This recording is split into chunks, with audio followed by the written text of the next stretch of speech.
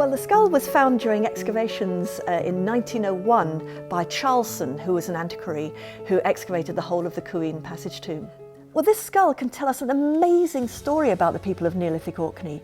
It's been radiocarbon dated to around 2500 BC, but we know that the tomb itself would probably have been built about 500 years before that. And this is one of a series of animal depositions within chamber tombs in Orkney.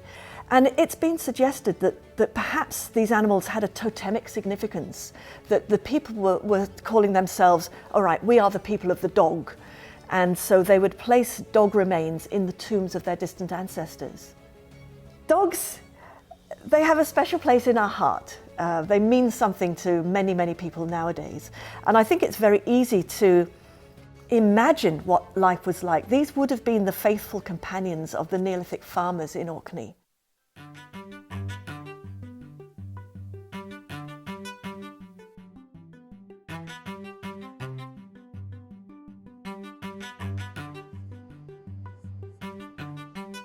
So today we are here in the CT room, which is basically like a big X-ray machine. It's one of the most advanced modalities that we use in veterinary medicine, and it basically allows you to do cross-sectional imaging of an animal or a human being, and that allows you to do 3D reconstructions of the specimens that you've scanned.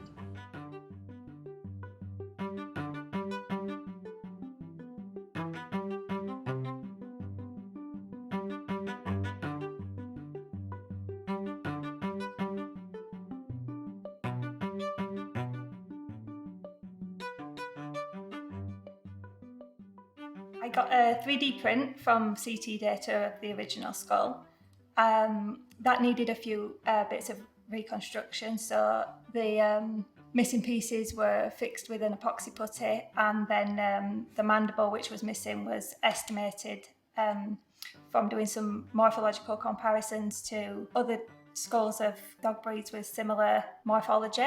So once the skull was complete, it's then a case of building back the anatomy onto the skull. On top of this, there would need to be a skin layer and then the fur and coat. But at this stage, you can just see the some of the deep and superficial anatomy that I've built up so far.